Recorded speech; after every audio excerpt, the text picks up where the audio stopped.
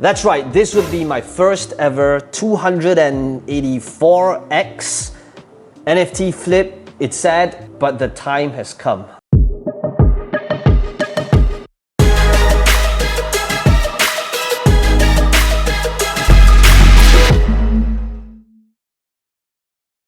I truly believe that right now we are in this huge bubble, and right now you'll see this NFT that I bought back then. This was in 2020. I bought it for $70, and right now the floor price is $20,000 for this specific Batman. This one right here I bought at $80, and right now it's $12,399. This one right here I bought it at $39. In fact, I bought 25 of them, and right now the floor price is $330 each. And today I'm gonna go through why I'm literally selling a bulk of my collection of over 400 NFTs inside VeVe, and why I think that if you're holding on to any of them, you gotta be really careful because there's an impending crash. And by the end of this video, you're gonna be able to see exactly what are the things you need to be holding, what are the things you need to be selling, and my train of thought to exactly why I believe it's time. So I always believe in this principle when it comes to investing. It's basically when greed is all-time high, it's time to be fearful. And when people are fearful, it's time to be greedy. It is said that Warren Buffett said it. Who knows if he really said it?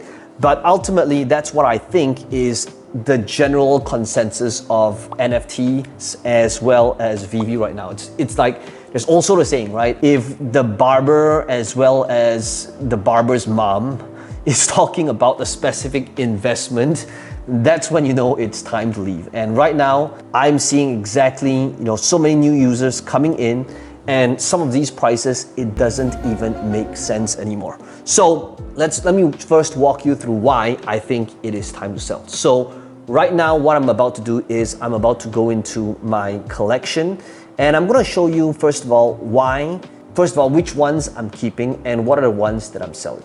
Okay, so the first one I'm selling is one of my prized possessions. This was the Eduardo Risso Batman. I bought it back in, I believe it was in December 2020.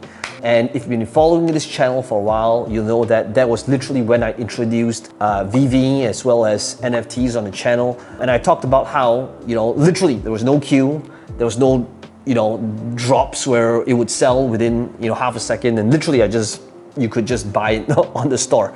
And I was really proud that I bought two, of which, and the second one I'm not so proud of, is that I remember selling it for slightly under $5,000. I was so proud of myself. It was like my first, bad at math, but it was like my first 20x on an NFT, and I was like, man, I'm a genius. Well, looking back right now, not that much. But so I sold one, I'm still holding on to one, but the first thing that I'm doing is I am literally gonna list this in the auction, or rather in the market right now, and I'm very bad at typing and talking at the same time, and I do not want to miss out on a decimal, but I am going to list it not at floor but slightly above, so there's just one piece that's cheaper than mine. Maybe I'll put it as $21,999. Okay, this is it. I am listing it for this amount.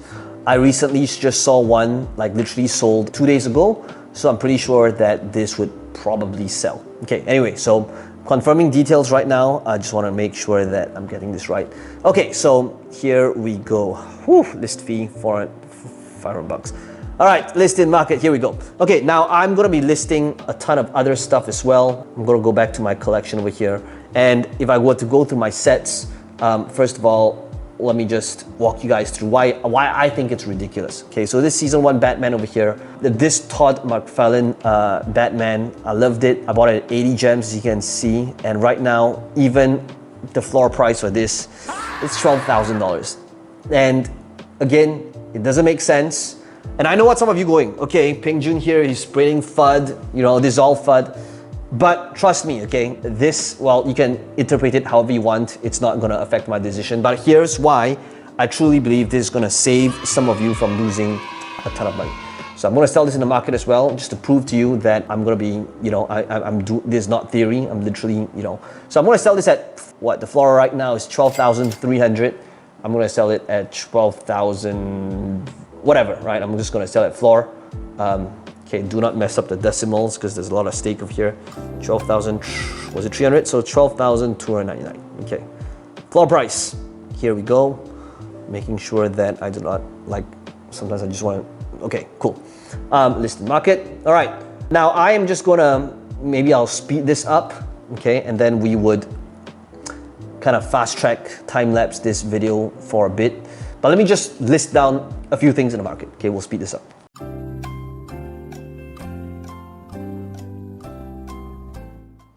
This Joker Jim Lee, I've bought it $80. Right now I bought 3 of them and it looks like it's 1,800 each. Ridiculous amount. I am so done.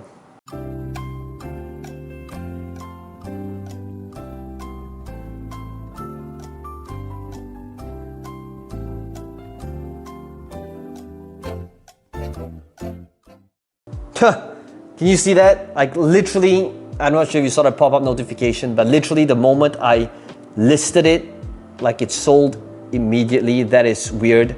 Please tell me that I did not list it incorrectly. Let me just kind of refresh this. Oh, there you go. Went in straight away.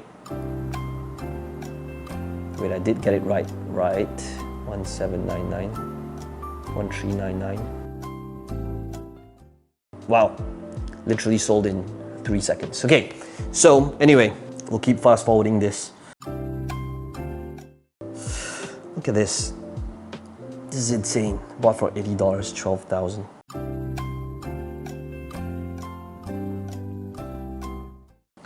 Okay, it's been a while, but let's take a look at how much Simpsons is right now.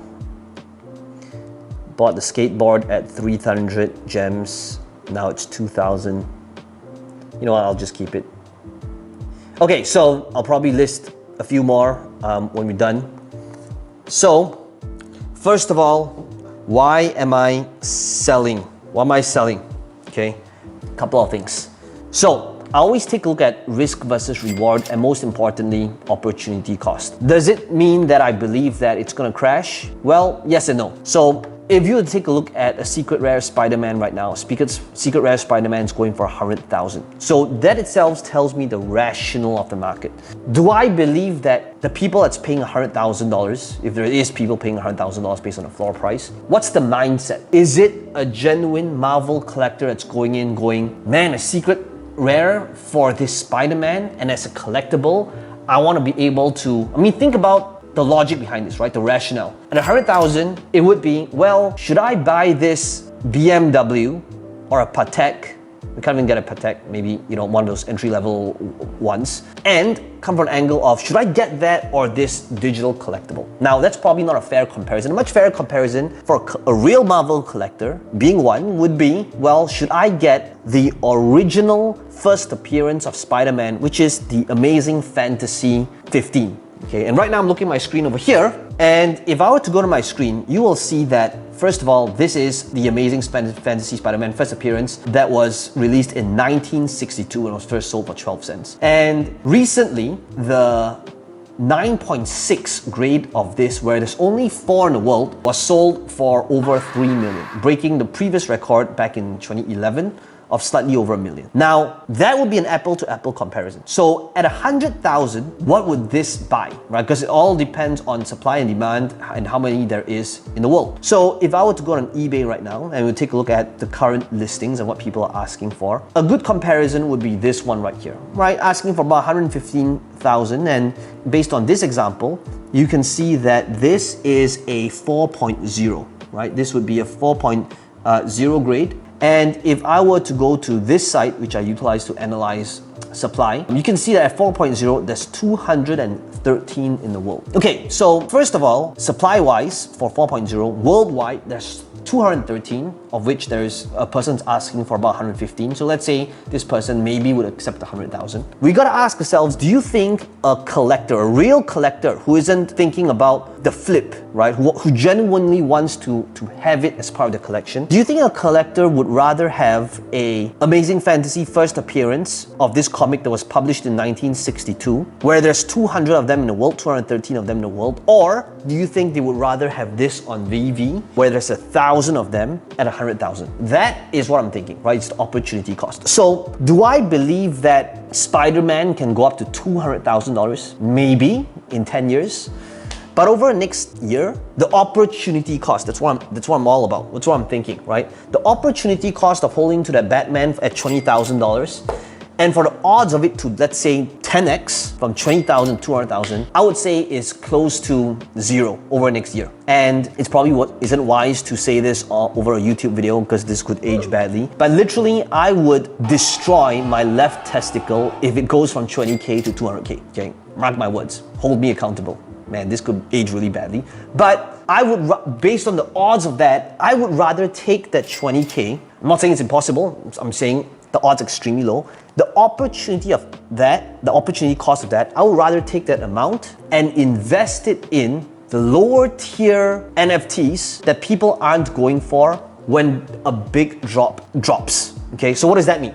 It means that on VeVe, what are the next big drops that hasn't been released yet, but good chance and probability in terms of probability? Number one would probably be Star Wars, like a Darth Vader. You know that that's eventually going to happen. And when that happens, the price is going to skyrocket. The same way how Disney, the founder, a statue has skyrocketed.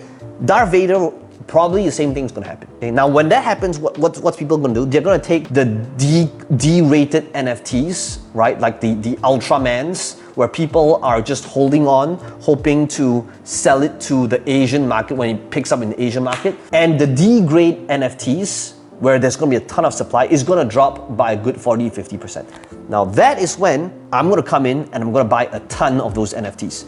Same thing, okay? I would say that's the big three. The big three would be Darth Vader, Wolverine, right? Especially when X-Men joins the MCU, right? And we know that's going to happen. And Pokemon, right? These will be the big three. So if you think about every single big release, when that happens, what do people normally do? They want to be able to, first of all, get that. So what do most people do? They try to liquidate to get enough capital to hold on to one of these, the big ones. So that is when you buy on big drop days, it's always the case that you can easily get things at least a 10% discount, in some cases 40%. So that's what I'm doing. In terms of opportunity cost, I'm not saying that a Batman can't go from 20K to 40K. I'm saying that I would rather invest in a B, C, D grade in quantity, spread my eggs, and not have them all in one basket, because the odds of them increasing and going double is going to be significantly higher than this one right here, the Batman. So that's what I'm doing it, and that's why I'm asking all of you to be extra careful during this bubble and it is a bubble, let's face it, right? For it to sustain at these prices, long term requires a lot more adoption. And if you think about like what VeVe is doing right now, let's face it, they are seriously milking it, right? I love VeVe. VeVe has made me, as you can see, obviously, a lot of money, well over 6 figures. But it also means that they're going to be constantly dropping. A lot of big brand drops. That means quantity and choice is still going to increase. When they drop the virtual land and the virtual world, same thing. Well, you definitely user adoption will go up. But again, it's about opportunity cost. And there are somebody that's thinking about going into like the top tier NFTs now, like the Spider-Mans as well as the Marvel or the Batmans or the Disney NFTs. There's a lot of people that's going to get burnt when they're left holding on to the baby. So that's how I think about the current VeVe NFT space now. Please do your research, and I think that's it. If you enjoyed this video, let me know in the comments below what are some of your biggest takeaways, what you think I'm wrong, you think I'm spreading FUD, and if you're somebody that's been following this channel for a year now, and if you managed to get it at retail, congratulations. I would urge you to do the same. I think that this is truly the unpopular opinion. A lot of channels, they're just, it's easy to talk about more hype and it's easy to say it's going to continue going up, but it's something else to be able to say that it's going to drop, because it's usually unpopular and nobody really wants to hear about how it's a bubble. But let me know. And as always, if you enjoyed this video, smash the like button. This helps the channel out, and subscribe to this video or this channel if you want to be able to see more videos just like this one.